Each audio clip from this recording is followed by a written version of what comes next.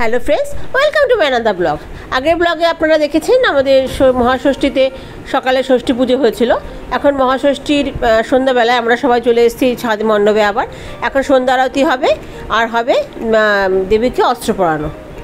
আর চলছে এখন মহাসপ্তমীর বিভিন্ন কিছু আয়োজন, যেটা কালকে সকালেই লাগবে, তার আয়োজন করা হচ্ছে। আমরা সন্ধ্যাবেলায় সবাই ছাদে চলে এসেছি, যে বিভিন্ন রকম আয়োজন চলছে কালকে সপ্তমী পুজোর। প্রায় পুরো পুজোরই আয়োজন আজকে এখন সমাপ্ত করা হবে, কারণ এরপর আর সময় হবে না। পুজোর যে ঘর টর করতে হয়, সব জিনিসপত্র করতে হয়, সবই এখনই করতে হবে তাকে। এরপর তো শুধু পুজোর সময় অল্প থাকে বলে ষষ্ঠীর দিন সন্ধ্যাবেলায় সব আয়োজন করে রাখতে হয়। তো এখন পুরোহিত মশাইরা সব আয়োজন করছে, আর আমরা বসে বসে আড্ডা মারছি, চা খাচ্ছি। এখন তো আমাদের একটাই কাজ, পুরো পুজোটায় আড্ডা মারা আর চা খাওয়া। দেখুন নবপত্রিকা তৈরি হচ্ছে কলা গাছের সাথে। আরও টোটাল 9টা গাছ দিয়ে নবপত্রিকা তৈরি হয়, যেটাকে আমরা কলা বউ বলি। 9টা গাছের পাতা থাকে, তো সেটা দিয়ে নবপত্রিকা তৈরি হয়। এখন সেই নবপত্রিকা তৈরি করা হচ্ছে, কারণ কালকে সকালবেলা 5:30টার মধ্যে বেরিয়ে যেতে হবে আমাদের কলা বউকে স্নান করাতে। তো এখন তারই প্রস্তুতি চলছে। আমি অবশ্য সব কটা নাম জানি না। বট আছে, অশ্বত্থ আছে, কিছু কিছু গাছের পাতা আছে, সবার নাম আমি জানি না। বেল পাতাও দেখলাম। টোটাল 9খানা গাছের পাতা দিয়ে এই নবপত্রিকা তৈরি করা হয়। খুব সুন্দর করে উনি বানাচ্ছেন, সেটা আপনাদের সাথে শেয়ার করার জন্য এই ব্লগটা বানালাম আমি। দেখুন এই পাতাগুলোকে সমস্ত গিয়ে করে এবার কলা গাছের সাথে বেঁধে দিল। এবার তারপরে কলার খোলগুলোকে দিয়ে খুব সুন্দর করে একটা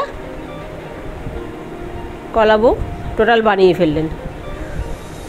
এটা একে কালকে পুজো করে ওই কলা বউকে কালকে স্নান করিয়ে এসে গণেশের পাশে রেখে এরও পুজো করা হবে। নবপত্রিকা বলা হয় যে দুর্গার 9টা রূপ, তা সেটাই নবপত্রিকা। খুব সুন্দর করে বানাচ্ছেন পুরোহিত মশাই, এটা দেখার মতন। আমি এর আগে কোনোদিন এভাবে দেখিনি সামনের থেকে, তো সেটা এই ব্লগে আমি ভাবলাম আপনার সাথে শেয়ার করি। কালকে এই নবপত্রিকার মহাস্নান হবে, তারপর তাকে শাড়ি পরিয়ে তাকে পুজো করা হবে।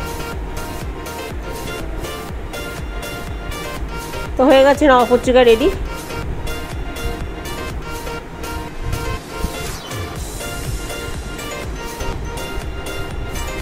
সুন্দর করে ওনারা এটা তৈরি করলেন। আমি অবশ্যই একবার জেনে আপনাদের জানাবো কী কী নবপত্রিকা 9টা গাছ কী কী থাকে। দেখুন 2খানা বেলও লাগিয়ে দিল এর সাথে। বলে বেল ফল সমেত বেল গাছ লাগাতে হয়, তো সেরকম মনে হয় পাওয়া যায়নি, তো 2টো কাঁচা বেল লাগিয়ে দেওয়া হয়েছে। তো এখন চলছে মাকে অস্ত্র পরানো। পুরোহিত মশাই বলছেন, আর আমার ভাসুরের ছেলে সেই অনুযায়ী আর কি অস্ত্র পরাচ্ছে।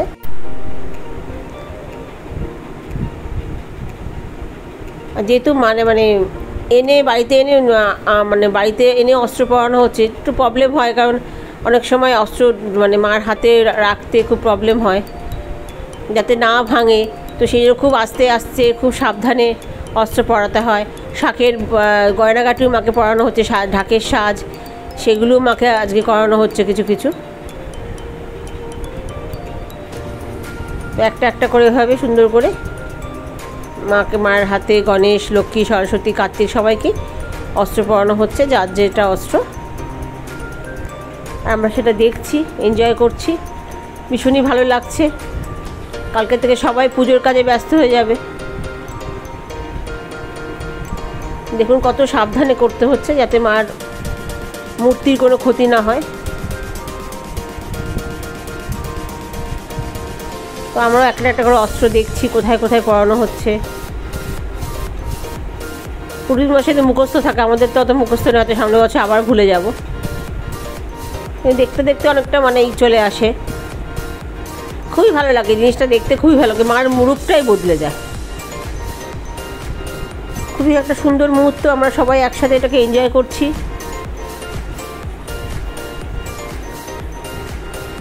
আজকেই মাকে সাজিয়ে গুজিয়ে রেডি করে দেওয়া হবে।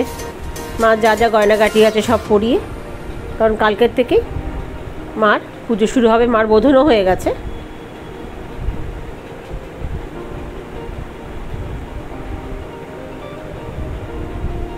এই যে এবার তীর ধনুক আর ত্রিশূল বাকি আছে, মোটামুটি সবই হয়ে গেছে পড়ানো।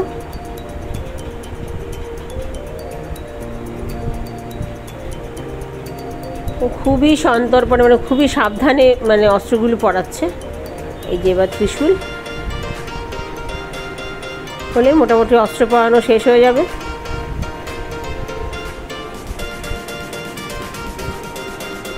তো কেমন লাগলো আমার ব্লগটা অবশ্যই জানাবেন।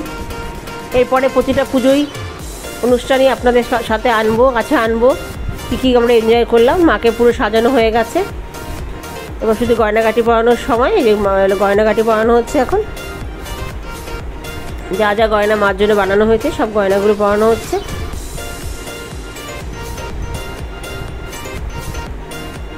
তো সব এখন শেষ, এখন আমাদের ফটো সেশন চলছে। তো আজকের ব্লগটা এই পর্যন্তই, অন্য কোনো দিন অন্য কোনো ব্লগে আপনার সাথে আবার দেখা হবে। সবাই খুব ভালো থাকবেন, সুস্থ থাকবেন, আর অবশ্যই করে আমার পেজটাকে সবাই সাবস্ক্রাইব করবেন। তখন আমরা ফটো সেশন করবো, তারপর ডিনার করে আমরা নিচে যাব। শুভরাত্রি।